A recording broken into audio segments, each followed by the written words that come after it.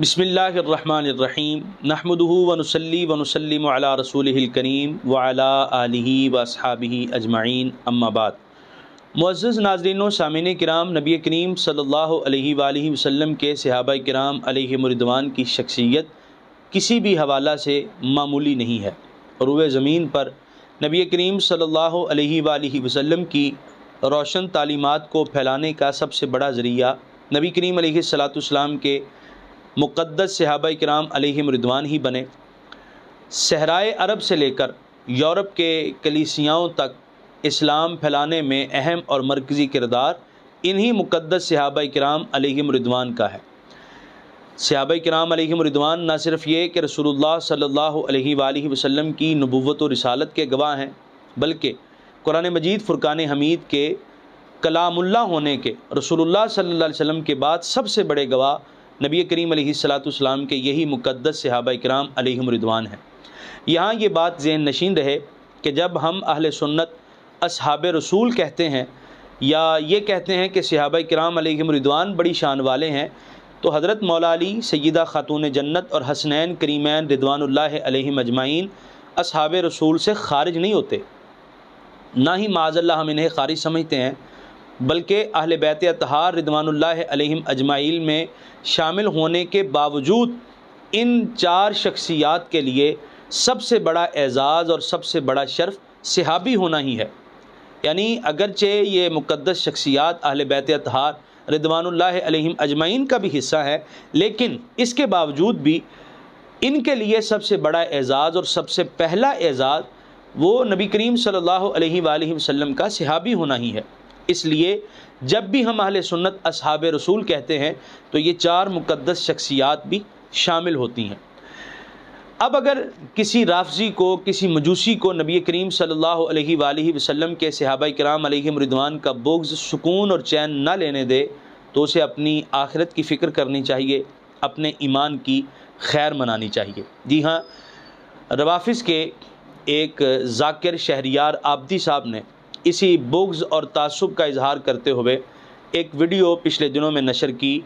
جس کا عنوان یہ تھا کہ نبی کریم صلی اللہ علیہ وآلہ وسلم کے صحابہ کرام علیہم رضوان پر درود پڑھنا یہ بدعت ہے۔ اس حوالے سے ان کا موقف آپ حضرات خود بھی ملاحظہ فرمائیں۔ تو سب سے پہلے ہم خلاصتاً بتائیں کہ اصحاب پر صلوات بھیجنا یا رضی اللہ عنہم یا بعض کے لیے انہا کہنا کہ جسے کہا جاتا ہے ترضی، یہ ایک بدعت ہے۔ جی تو ناظرین کرام، ہم اس حوالہ سے چند ضروری دلائل جو ہیں وہ آپ حضرات کے سامنے عرض کیے دیتے ہیں تاکہ کسی قسم کا کوئی شک شبہ نہ رہ جائے۔ نبی کریم صلی اللہ علیہ وآلہ وسلم کے صحابہ کرام علیہم رضوان پر درود و سلام کے حوالے سے دیکھیے، سورہ بقرہ ہے، اس کی آیت نمبر 157 ہے۔ اس آیہ کریمہ سے پچھلی آیات میں اللہ کریم نے مختلف چیزوں کا ذکر کیا کہ ہم اس طریقے سے تمہیں آزمائیں گے اور اس طرح تمہاری آزمائش کی جائے گی، اور جو ان آزمائشوں میں صبر کا دامن تھام کے رکھے گا تو اے محبوب آپ اسے خوشخبری سنا دیجئے۔ پھر اللہ تعالیٰ نے صبر کرنے والوں کی آگے نشانی بھی بتائی کہ جب ان پر مصیبت آتی ہے تو وہ کہتے ہیں انا للہ و انا الیہ راجعون، اور پھر سورہ بقرہ کی آیت نمبر 157 میں فرمایا اولئک علیہم صلوات من ربہم ورحمہ، کہ یہی جو آزمائشوں میں صبر کرنے والے ہیں یہی وہ لوگ ہیں جن پر ان کے رب کی طرف سے صلوات آتی ہے، جن پر ان کے رب کی طرف سے رحمت نازل کی جاتی ہے، واولئک هم المہتدون، اور یہی وہ لوگ ہیں جو ہدایت یافتہ ہیں۔ تو اب اس میں تو کوئی دوسری رائے ہے ہی نہیں کہ ان آیات کے پہلے مصداق نبی کریم صلی اللہ علیہ وآلہ وسلم کے مقدس صحابہ کرام ہیں۔ ان آزمائشوں میں سب سے پہلے صبر کرنے والے رسول اللہ صلی اللہ علیہ وآلہ وسلم کے صحابہ کرام علیہم رضوان ہی ہیں، لہٰذا واضح معلوم ہوا کہ قرآن مجید فرقان حمید میں اللہ تعالیٰ نبی کریم علیہ الصلوۃ والسلام کے صحابہ پر درود نازل فرماتا ہے، ان پر رحمت نازل کرنے کا تذکرہ فرماتا ہے، اور انہیں اولئک هم المہتدون جیسی اعلیٰ ڈگری عطا فرماتا ہے۔ اب یہ کہنا کہ صحابہ کرام علیہم رضوان پر درود بھیجنا بدعت ہے، یہ قرآنی تعلیمات سے جہالت کی دلیل ہے، اور وہ شخص کتنا نابلد ہے قرآن مجید فرقان حمید کی تعلیمات سے جو ان آیات کے ہوتے ہوئے یہ دعویٰ کرتا ہے کہ صحابہ پر درود پڑھنا یہ بدعت ہے۔ دیکھیے آپ حضرات اپنی سکرین پر بھی حوالہ ملاحظہ کر رہے ہیں، یہ اہل تشیع کے ایک مفسر ہیں، ان کی تفسیر ہے الجوہر الثمین، بڑی مستند اور معتبر تفسیر ہے اہل تشیع کے ہاں۔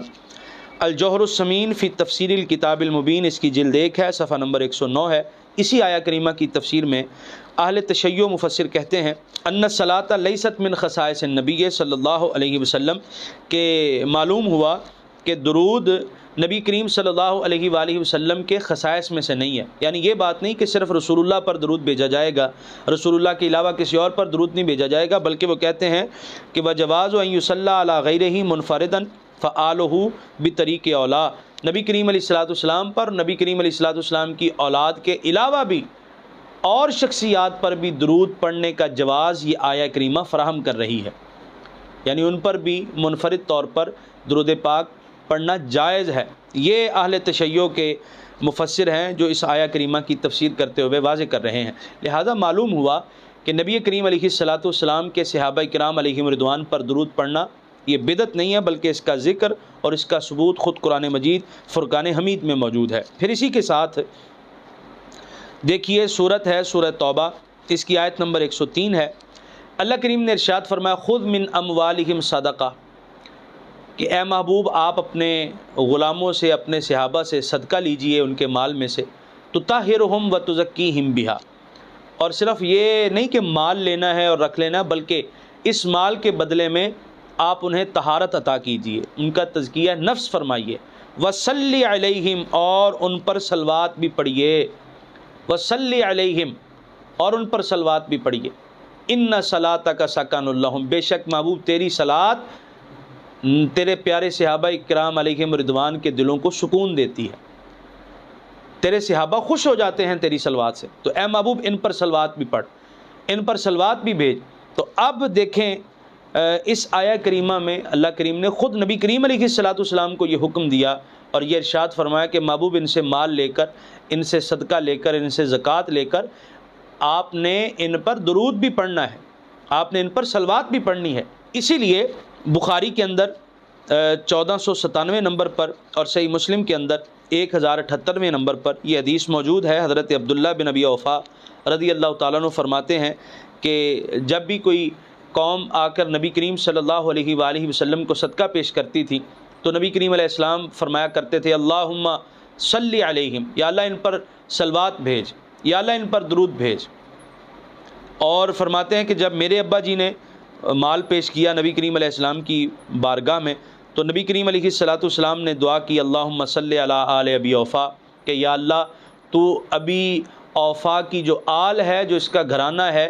یا اللہ تو اس پر صلوات بھیج، تو اس پر درود نازل فرما۔ تو یہاں خود نبی کریم علیہ السلام اپنے صحابہ کرام علیہم رضوان پر درود بھیج رہے ہیں، اور یہ روایت صرف ہمارے ہاں بخاری مسلم میں نہیں بلکہ اہل تشیع کے ہاں بھی موجود ہے۔ دیکھیں وہ کہتے ہیں ان نبی صلی اللہ علیہ وسلم کانا اذا اتاہ قوم بصدقاتہم، کہ نبی کریم علیہ السلام سے مروی ہے کہ جب آپ کے پاس کوئی قوم اپنا صدقہ لے کر آتی قال، تو حضور فرماتے اللہم صلی علیہم، یا اللہ ان پر صلوات بھیج۔ دیکھیں حوالہ آپ حضرات اپنی سکرین پر ملاحظہ کر رہے ہیں، یہ تفسیر ہے الجوہر الثمین، اس کی جلد 3 ہے، صفحہ 85 ہے۔ اہل تشیع کی دوسری معتبر اور مستند تفسیر نور الثقلین ہے، جلد 3 ہے، صفحہ 164 ہے۔ اہل تشیع کی تیسری بڑی معتبر اور مستند تفسیر ہے کنز الدقائق، اس کی جلد 5 ہے، صفحہ 542 ہے۔ اسی کے ساتھ چوتھے نمبر پر اہل تشیع کی بڑی معتبر تفسیر ہے مجمع البیان، اس کی جلد 5 ہے، صفحہ 91 ہے۔ ان 4 تفاسیر میں نبی کریم علیہ السلام کا یہی فرمان موجود ہے۔ پھر یہیں پر بات ختم نہیں بلکہ وسئل الصادق، امام جعفر الصادق رضی اللہ عنہ سے پوچھا جاتا ہے ان ہذہ الآیہ، اس آیہ کریمہ کے بارے میں کہ جاریۃ ہی فی الامام بعد رسول اللہ صلی اللہ علیہ وسلم، یعنی کیا رسول اللہ صلی اللہ علیہ وآلہ وسلم کے بعد جو امام ہوگا کیا اس کے لیے بھی یہ حکم ہے کہ وہ لوگوں سے مال لے کر اس پر صلوات بھیجے گا اور اس پر صلوات پڑھے گا؟ تو قال نعم، امام جعفر الصادق رضی اللہ تعالیٰ عنہ فرماتے ہیں جی ہاں، رسول اللہ صلی اللہ علیہ وسلم کے بعد جو امام آئے گا اس امام کے متعلق بھی یہی حکم ہے جو رسول اللہ صلی اللہ علیہ وسلم کو دیا جا رہا ہے کہ وہ بعد والا امام بھی جس سے مال لے گا اس پر صلوات پڑھے گا۔ اس کا حوالہ دیکھیں یہ تفسیر البرہان ہے اہل تشیع کی، اس کی جلد 3 ہے، صفحہ 286 ہے۔ اسی کے ساتھ بڑی مشہور اور معروف تفسیر ہے اہل تشیع کی تفسیر عیاشی، اس کی جلد 2 ہے، صفحہ 255 ہے۔ اور اسی کے ساتھ یہ جو مقبول حسین دہلوی کا ترجمہ اور اس کے جو قرآن مجید فرقان حمید کا حاشیہ ملتا ہے اہل تشیع کے ہاں، اس کے اندر بھی یہی تفسیر اور یہی روایت موجود ہے۔ آپ حضرات حوالہ اپنی سکرین پر بھی ملاحظہ کر رہے ہیں۔ تو معلوم ہوا کہ نبی کریم علیہ السلام کو بھی حکم دیا جا رہا ہے، اور بقول امام جعفر الصادق رضی اللہ تعالیٰ عنہ کے، جو کہ ہم نے اہل تشیع کی مختلف متعدد کتب سے یہ بیان کیا کہ امام جعفر الصادق فرماتے ہیں کہ امام جو رسول اللہ صلی اللہ علیہ وسلم کے بعد آئے گا اسے بھی یہی حکم ہے کہ وہ جس سے مال لے گا اس پر صلوات پڑھے گا۔ اب صحابہ کرام علیہم رضوان کی بات تو رہی ایک طرف، تابعین کی بات بھی رہی ایک طرف، امام عسکری جن کو اہل تشیع اپنا 11واں امام کہتے ہیں، امام حسن عسکری رضی اللہ عنہ ورحمۃ اللہ علیہ، آپ 232 ہجری میں پیدا ہوئے اور 260 ہجری میں آپ کی وفات ہوتی ہے، یعنی رسول اللہ صلی اللہ علیہ وآلہ وسلم کی وفات سے تقریباً 225 سال بعد امام حسن عسکری رحمۃ اللہ علیہ پیدا ہوئے۔ اب ایک بندہ ایمان والا یا کلمہ پڑھنے والا وہ امام حسن عسکری کے پاس آتا ہے، مال لے کر، صدقہ آپ کی بارگاہ میں پیش کرتا ہے، تو امام جعفر الصادق رضی اللہ تعالیٰ عنہ کے بقول امام حسن عسکری پر یہ لازم اور ضروری ہے کہ وہ صدقہ لے کر، مال لے کر اس پر درود بھی پڑھیں، اس پر درود بھی بھیجیں۔ تو جناب آپ تو صحابہ کرام علیہم رضوان پر درود بھیجنے سے تنگ دل ہو رہے تھے، یہاں امام جعفر الصادق رضی اللہ تعالیٰ عنہ فرماتے ہیں کہ ائمہ اہل بیت کے لیے حکم ہے کہ جس سے مال لینا اس پر درود بھی بھیجنا ہے، یعنی آپ کو صحابہ کرام علیہم رضوان پر درود پڑھا جانا گوارا نہیں تھا، یہاں تو بعد والے، بہت بعد والے، رسول اللہ صلی اللہ علیہ وسلم سے 225 سال بعد والوں پر درود پڑھنے کا حکم دیا جا رہا ہے، اور وہ بھی کن کو؟ ائمہ اہل بیت کو، کہ تم نے ان پر درود پڑھنا ہے بقول اہل تشیع کے۔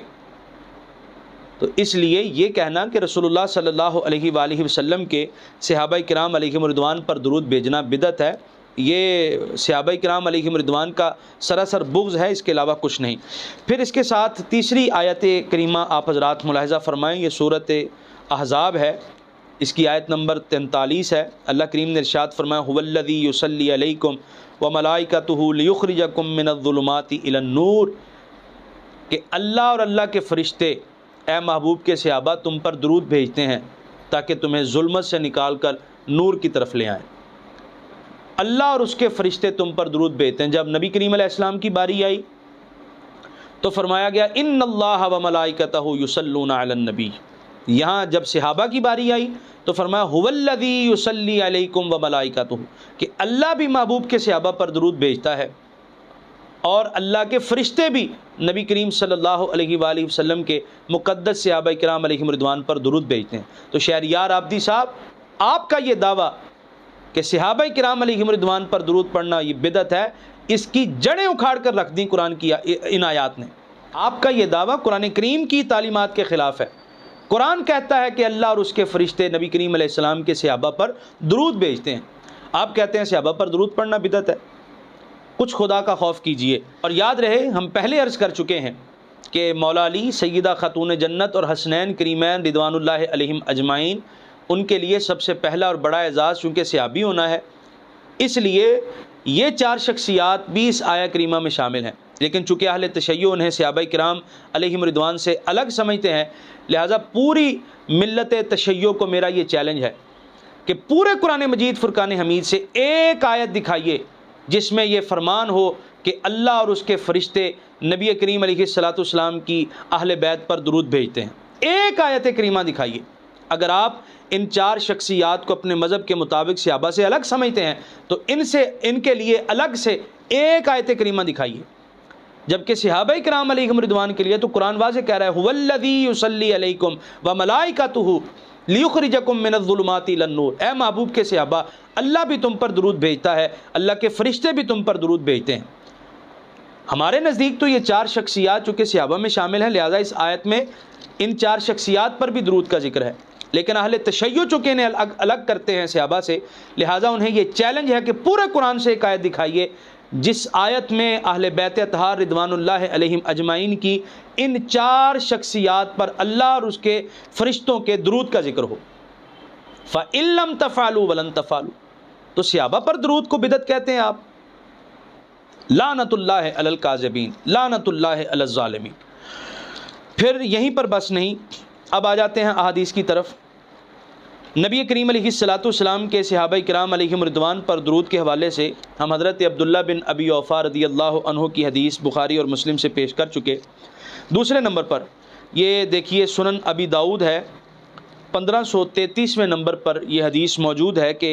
جب ایک صحابیہ نبی کریم علیہ السلام کی بارگاہ میں آئیں اور آ کر عرض کی آقا میرے لیے اور میرے خاوند کے لیے دعا کیجئے، تو حضور علیہ السلام نے فرمایا صلی اللہ علیہ وعلی زوجک، تم پر بھی اللہ کا درود ہو، اللہ کی صلوات ہو، اور تمہارے شوہر تمہارے خاوند پر بھی اللہ کی صلوات ہو۔ نبی کریم علیہ السلام نے یہاں پر اس صحابیہ پر اور اس صحابیہ کے خاوند پر درود پاک بھیجا، صلوات بھیجی، صلی اللہ علیہ وعلی زوجی کے الفاظ موجود ہیں۔ پھر تیسرے نمبر پر یہ میرے سامنے کتاب موجود ہے امام ابو نعیم اصفہانی کی فضائل الخلفاء الاربعہ، اور اس کے ساتھ ہی کتاب چھپی ہے الامامہ والرد علی الرافضہ، اس کا صفحہ نمبر 20 ہے، اور 10ویں نمبر پر یہ حدیث موجود ہے۔ نبی کریم صلی اللہ علیہ وآلہ وسلم نے ارشاد فرمایا اللہم صلی علی ابی بکر، یا اللہ درود بھیج ابو بکر صدیق رضی اللہ تعالیٰ عنہ پر، فإنہ یحبک ویحب رسولک، کہ بے شک ابو بکر اے اللہ تجھ سے بھی پیار کرتا ہے اور تیرے رسول سے بھی محبت کرتا ہے۔ آگے فرمایا اللہم صلی علی عمر، یا اللہ درود بھیج عمر پر، فإنہ یحبک ویحب رسولک، کہ وہ تجھ سے پیار کرتا ہے اور تیرے رسول سے پیار کرتا ہے۔ اللہم صلی علی عثمان، یا اللہ تو درود بھیج عثمان پر، فإنہ یحبک ویحب رسولک، کہ عثمان تجھ سے پیار کرتا ہے تیرے رسول سے پیار کرتا ہے۔ اللہم صلی علی عبیدہ بن الجراح، یا اللہ تو صلوات بھیج عبیدہ بن جراح پر، فإنہ یحبک ویحب رسولک، کہ وہ تجھ سے پیار کرتا ہے تیرے رسول سے پیار کرتا ہے۔ اللہم صلی علی عمر بن العاص، یا اللہ تو درود بھیج عمر بن عاص پر، فإنہ یحبک ویحب رسولک، کیونکہ عمر بن عاص تجھ سے پیار کرتا ہے اور تیرے رسول سے پیار کرتا ہے۔ یہ الامامہ والرد علی الرافضہ ابو نعیم اصفہانی کی ہے، اس کا صفحہ نمبر 20 ہے، 10ویں نمبر پر یہ حدیث موجود ہے، اور یہ کتاب دار الکتب العلمیہ بیروت سے چھپی ہے۔ یہی حدیث، یہی روایت مختصر سے الفاظ کے ساتھ ابن الخلال کی السنہ میں موجود ہے، جلد 1 ہے، صفحہ 308 ہے، اور یہاں اس کے محقق آپ حضرات اپنی سکرین پر بھی ملاحظہ کر رہے ہیں، اس کتاب کے محقق اس حدیث کے حاشیے میں کہتے ہیں اسنادہ صحیح، کہ اس کی سند بالکل صحیح ہے۔ پھر آ جائیے نبی کریم علیہ الصلوۃ والسلام کے صحابہ کرام علیہم رضوان کی طرف۔ صحابہ کرام علیہم رضوان کا اس حوالے سے عمل کیا تھا؟ آپ حضرات اپنی سکرین پر بھی حوالہ ملاحظہ کر رہے ہیں، یہ میرے پاس کتاب موجود ہے الموطا، یہ امام مالک کی موطا ہے۔ یہاں حضرت عبداللہ بن عمر رضی اللہ تعالیٰ عنہما کا عمل موجود ہے کہ حضرت عبداللہ بن عمر رضی اللہ تعالیٰ عنہما جب بھی، حضرت عبداللہ بن دینار کہتے ہیں رائی تو عبداللہ ہی، میں نے حضرت عبداللہ بن عمر کو دیکھا یقف علی قبر النبی صلی اللہ علیہ وسلم، کہ وہ نبی کریم علیہ الصلوۃ والسلام کی قبر انور پر آ کر کھڑے ہوئے، فیصلی علی النبی صلی اللہ علیہ وسلم، انہوں نے آ کر نبی کریم علیہ الصلوۃ والسلام پر درود بھیجا، وعلی ابی بکر و عمر، اور ابو بکر و عمر پر درود پڑھا۔ حضرت عبداللہ بن عمر رضی اللہ تعالیٰ عنہما صحابی رسول کا یہ عمل، آپ جس عمل کو بدعت قرار دے رہے ہیں، حضرت عبداللہ بن عمر رضی اللہ تعالیٰ عنہما وہ نبی کریم علیہ السلام کی قبر پر کھڑے ہو کر پہلے رسول اللہ پر درود پڑھتے ہیں، پھر حضرت ابو بکر اور حضرت عمر پر درود پڑھتے ہیں۔ یہ امام مالک کی الموطا ہے، اس کی سند بالکل صحیح ہے۔ پھر اس کے ساتھ ہی جب حضرت عمر فاروق رضی اللہ تعالیٰ عنہ کا انتقال ہوتا ہے، آپ کی شہادت ہوتی ہے، یہ میرے ہاتھ میں کتاب موجود ہے المستدرک علی الصحیحین، اس کی جلد 3 ہے، صفحہ 100 ہے، اور حدیث نمبر 4523 ہے۔ سفیان بن عیینہ روایت کرتے ہیں امام جعفر الصادق سے، امام جعفر اسے روایت کرتے ہیں امام باقر سے، امام باقر روایت کرتے ہیں حضرت جابر بن عبداللہ سے، حضرت جابر بن عبداللہ کہتے ہیں ان علی دخل علی عمر، کہ حضرت مولا علی رضی اللہ تعالیٰ عنہ حضرت عمر فاروق رضی اللہ تعالیٰ عنہ کے پاس آئے، وہو مسجع، جب کہ حضرت عمر فاروق رضی اللہ تعالیٰ عنہ کفن میں لپٹے ہوئے تھے، تو فقال صلی اللہ علیہ، مولا علی رضی اللہ تعالیٰ عنہ نے حضرت عمر فاروق رضی اللہ تعالیٰ عنہ کی میت پر کھڑے ہو کر کہا، اے عمر تجھ پر اللہ کی صلوات ہو، اے عمر تجھ پر اللہ کا درود ہو، صلی اللہ علیہ کا۔ اور اس کے تمام کے تمام راوی ثقہ ہیں، اس کی سند بالکل صحیح ہے، یہ المستدرک ہے، جلد 3 ہے، صفحہ 100 ہے۔ مولا علی رضی اللہ تعالیٰ عنہ حضرت عمر فاروق رضی اللہ تعالیٰ عنہ پر درود بھیج رہے ہیں صلی اللہ علیہ کے الفاظ کے ساتھ، لہٰذا یہ کہنا کہ نبی کریم علیہ السلام کے صحابہ کرام علیہم رضوان پر درود بھیجنا یہ بدعت ہے، یہ کس قدر جہالت والی بات ہے۔ یہی وجہ ہے کہ اہل سنت و جماعت کے اسلاف بھی نبی کریم علیہ السلام کے صحابہ کرام علیہم رضوان کو درود پاک میں شامل کرتے ہیں۔ یہ دیکھیے، یہ میرے ہاتھ میں موجود ہے صحیح مسلم، اور اس کا صفحہ نمبر 24 ہے، دارالاسلام سے یہ چھپی ہے، اور صفحہ نمبر 24 ہے، یہاں پر صحیح مسلم کے مقدمے میں، یعنی حدیث نمبر 1 سے پیچھے جہاں مقدمے کا اختتام ہو رہا ہے کتاب الایمان سے پہلے، تو وہاں مقدمے کے اختتام پر امام مسلم کہتے ہیں والحمدللہ وحدہ وصلی اللہ علی سیدنا محمد وآلہ وصحبہ وسلم کے الفاظ موجود ہیں، لہذا اس کو بدعت قرار دینا یہ جہالت ہے، اور یہ صحابہ کرام علیہم رضوان سے سراسر بغض ہے، اس کے علاوہ اور کچھ بھی نہیں۔ رافضی ذاکر شہریار آبدی نے ایک اور اعتراض کیا کہ جو درود نبی کریم صلی اللہ علیہ وآلہ وسلم نے سکھایا، یعنی درود ابراہیمی نماز والا درود، اس میں نبی کریم علیہ السلام کے صحابہ کا ذکر نہیں ہے، اس میں تو آل محمد کے الفاظ ہیں، لہٰذا معلوم ہوا کہ درود پاک صرف اور صرف نبی کریم علیہ السلام کی آل پر پڑھا جائے گا، صحابہ کرام علیہم رضوان یا ازواج مطہرات کا درود سے کوئی تعلق نہیں ہے۔ ہم اس شبے کو بھی دور کیے دیتے ہیں۔ دیکھیے، اسی بخاری میں اور دیگر احادیث کی کتب میں یہ حدیث موجود ہے کہ جب نبی کریم علیہ السلام کے صحابہ نے حضور سے عرض کی، آقا ہمیں سکھائیے کہ ہم آپ پر کیسے درود پڑھیں، تو نبی کریم علیہ السلام نے ارشاد فرمایا کہ یوں پڑھو اللہم صلی علی محمد وعلی ازواجہ وذریتہ، ازواجہ اور ذریتہ کے الفاظ بھی خود رسول اللہ صلی اللہ علیہ وآلہ وسلم نے صحابہ کو سکھائے، اور آگے فرمایا کہ یوں کہو کما صلیت علی ابراہیم وعلی آل ابراہیم، یہاں یعنی وہاں آل ابراہیم، اور یہاں فرمایا ذریتہ، ازواجہ و ذریتہ پڑھو، تو ازواجہ و ذریتہ کے الفاظ بھی خود رسول اللہ صلی اللہ علیہ وآلہ وسلم کے سکھائے ہوئے الفاظ ہیں۔ پھر لفظ آل صرف اور صرف اولاد کے معنی میں استعمال نہیں ہوتا، بلکہ اور معنی میں بھی استعمال ہوتا ہے۔ بخاری ہی کے اندر موجود ہے، نبی کریم علیہ السلام نے اپنی ازواج مطہرات کو بھی آل فرمایا۔ مسلم کے اندر موجود ہے، ام المومنین سیدہ عائشہ صدیقہ رضی اللہ تعالی عنہا نے خود کو نبی کریم علیہ السلام کی آل بتایا، تو معلوم ہوا کہ آل میں ازواج بھی شامل ہوتی ہیں۔ اسی طرح قرآن مجید فرقان حمید میں آل جو ہے وہ مختلف معنوں میں استعمال ہوا، جن میں سے یہ معنی بھی خود اہل تشیع کے مفسرین نے بتایا۔ امام راغب اصفہانی نے المفردات میں بتایا کہ آل کا معنی پیروکار بھی ہوتا ہے، آل کا معنی انصار بھی ہوتا ہے، آل کا معنی ہم مسلک ہم مذہب بھی ہوتا ہے، لہٰذا درود ابراہیمی میں آل محمد سے مراد صرف اور صرف نبی کریم علیہ السلام کی اولاد نہیں ہے، بلکہ اصحاب بھی شامل ہیں، ازواج بھی آل محمد میں شامل ہیں، اور قیامت تک کے صلحاء اور متقین بھی آل محمد میں شامل ہیں، اور اسی لیے فرمایا گیا اللہم صلی علی محمد وعلی آل محمد، کیونکہ لفظ آل جو ہے یہ جامع لفظ ہے، اس میں ازواج بھی آ گئی، ذریت بھی آ گئی، صحابہ کرام علیہم رضوان بھی آ گئے، اسی لیے آپ نے دوسرے مقام پر جب درود سکھایا تو وہاں ازواج ہی کے الفاظ نہیں ملتے، ذریاتی ہی کے الفاظ نہیں ہیں، بلکہ وہاں صرف یہ ہے کہ اللہم صلی علی محمد